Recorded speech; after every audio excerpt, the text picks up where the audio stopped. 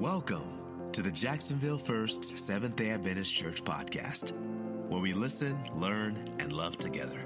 Our speaker today is Pastor Jonathan Pinato. The last man in the water. I love cities.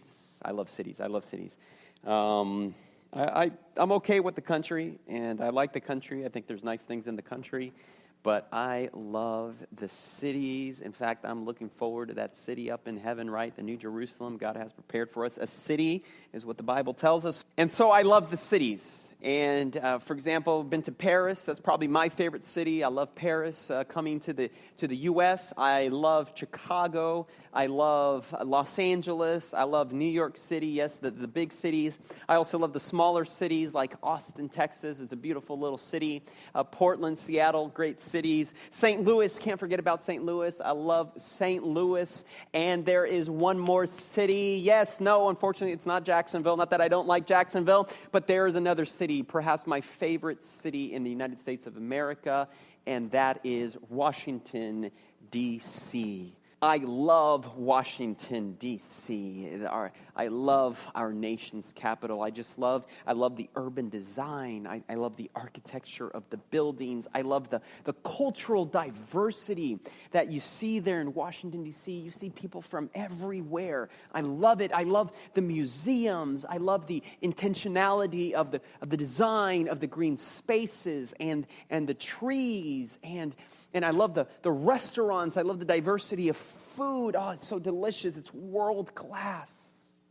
My parents lived in Northern Virginia, a suburb of Washington, D.C., for several years. Unfortunately, I no longer lived with them at that time. I was off to college, but anytime I came back home, I just loved to spend time in Washington, D.C. I would take the metro in and just spend time at the different sites there, walking. I also love and one of the aspects of the architecture of the city are the bridges of Washington, D.C. I love those bridges. There are several bridges that are just beautiful. This is the Memorial Bridge, which leads to the Arlington National Cemetery on one side, and then the Lincoln Monument on the other side with its beautiful masonry arches and its gallant bronze fire gilded horses, the arts of war and the arts of peace, that sculpture that you see there. Oh, it's just so impressive. Coming from Houston, Texas, I had never seen bridges like that before. They're just so beautiful. It's so amazing. I love the Key Bridge with its arches leading into Georgetown. Then there's one bridge, 14th Street Bridge, if I'm not mistaken. It's what connects Virginia and Maryland together there on 95.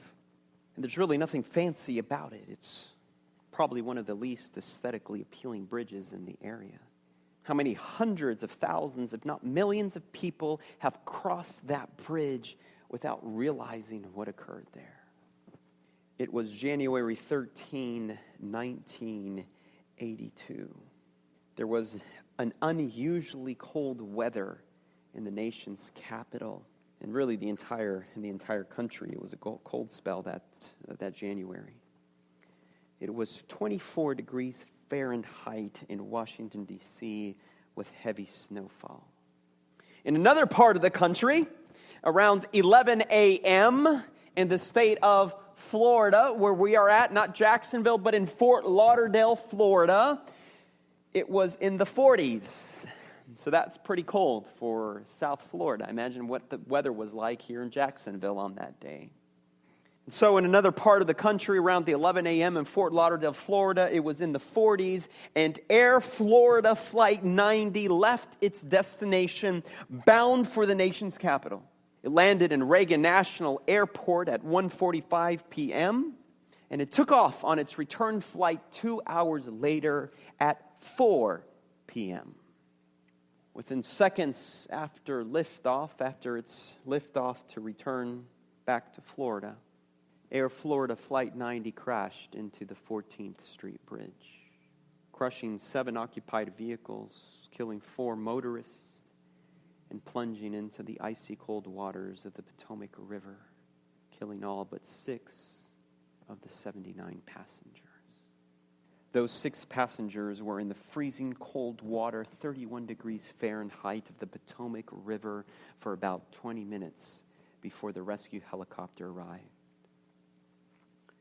The helicopter first dropped a line to Bert Hamilton, pulled him to safety. Next, the helicopter drew a line to Arland Williams. But instead of grasping it for his own dear life, he passed the lifeline to Kelly Duncan, then a 22-year-old flight attendant from Miami. She survived. The helicopter made its third attempt, and again it dropped the line to Arland, but again he passed the lifeline to Joe Stiley. Joe grasped the hand of Priscilla Tirado, and both were eventually rescued from the water. And finally, Patricia Felch was also rescued. 5 of the 6 lives had been rescued. But by the time the helicopter returned for Arland, it was too late. The icy waters of the Potomac, along with the continued sinking of the tail section of the plane, claimed Arland's life. One of the rescue workers wept as he described the sacrifice that Arland had made. He could have gone on the first trip, he said, but he put everyone else ahead of him. Everyone. Another one wrote, his heroism was not rash.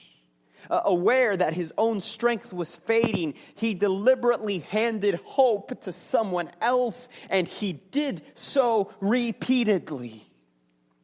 On that cold and tragic day, Arland D. Williams Jr. exemplified one of the best attributes of human nature, specifically that some people are capable of doing anything for total strangers.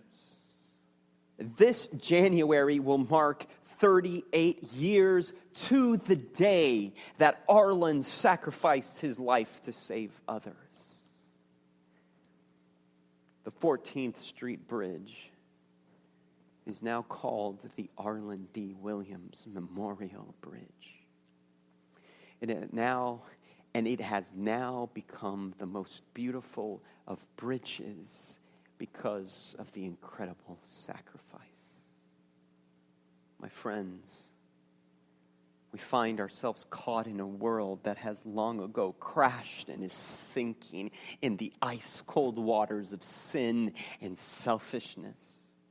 And by his own sacrifice, Jesus passed the lifeline to us so that we could be saved. The scripture says that we are saved by that blood and water, for this is the one who came by water and blood, Jesus Christ. He did not come by water only, but by water and by blood.